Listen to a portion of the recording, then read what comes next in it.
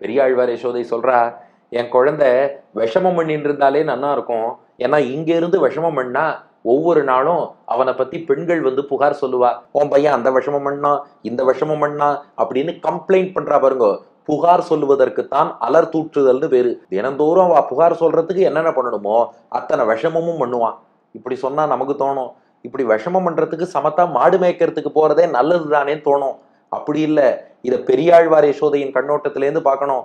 அவ என்ன நினைக்கிறா, என் குழந்தை விஷமம் பண்ணா 4 பேர் அலர் தூற்றுவா, கிருஷ்ணனை பழிச்சுட்டே இருப்பா.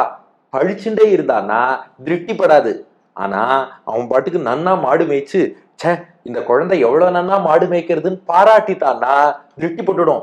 அதனாலதான் சில தாய்மார்கள் என்ன சொல்லுவாளாம், பையன் பள்ளிக்கூடத்துல நன்னாவே படிச்சு மார்க் வாங்கினாலும், சேச்சே என் பையெல்லாம் ஒன்றும் பெருசா மார்க் வாங்கல, ஏதோ 40 மார்க் 45 வாங்கியிருக்காம்பா.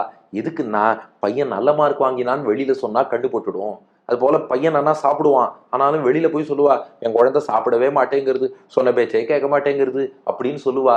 எதுக்குன்னா கண்ணுபடாம இருக்கும்னு. ஆஹா, நம்ம கண்ணன் கண்ணுபடாம இருக்கணுங்கிறதுக்காக அவனே போய் விஷமம் பண்ணி அப்படி இப்படி பல பேர் ஏச்சு பேச்செல்லாம் வாங்கிட்டு இருக்கான். இப்படி ஏச்சு பேச்செல்லாம் வந்ததுன்னா யாரும் கண்ணு போட மாட்டா இல்லையா, திருஷ்டி போட மாட்டா இல்லையா, அதனால அவன் அதையே பண்ணிட்டு இருக்கலாம். வண்ண கருங்குழல் மாதர் வந்து அலர் தூற்றிட பண்ணி, எல்லா பெண்களும் வந்து அலர் தூற்றி புகார் சொல்லும்படியாக பண்ணி பல செய்து. செய்துன்னா என்ன செய்துன்னு இல்லையன்னா விஷமம் தான், அவன் வேற என்ன பண்ண போறான். அதனால செய்துன்னு சொன்னாலே விஷமம் செய்துன்னு நமக்கே புரியும். அதுவும் ஒண்ணு இல்ல ரெண்டு இல்ல, எண்ணிக்கையில அடங்காது. பல செய்து பல பல விஷமங்கள் பண்ணி பண்ணி அவன் பாட்டுக்கு திரிந்துண்டு இஷ்டப்படி சஞ்சாரம் பண்ணிண்டு எவ்வளவு விஷமம் பண்ணுவான். அப்படி விஷமம் பண்ணா யாரும் திருட்டியே போட மாட்டா. ஆனா நான் என்ன தப்பு பண்ணிட்டேன்னா, அப்படி விஷமம் பண்ணிட்டு இருந்த குழந்தைய நீ சமத்தா போய் மாடு மேய்ச்சிட்டு வான்னு கையில ஒரு கோலை கொடுத்துட்டேன், கண்ணுக்குட்டி பின்னாடி அனுப்பிட்டேன். இப்போ ரொம்ப அழகா போறான். விஷமம் பண்ணாலே ஒருவேளை கண்ணு போட்டுடுமோன்னு நான் பயப்படுறேன்.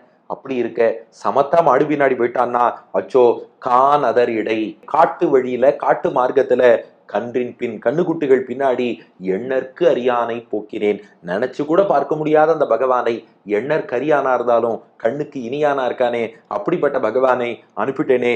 எல்லே பாவமே, ஐயோ பாவம், என் கண்ணனுக்கு யாராவது திருஷ்டி போட்டுட்டா என்ன பண்ணுவேங்கிறா.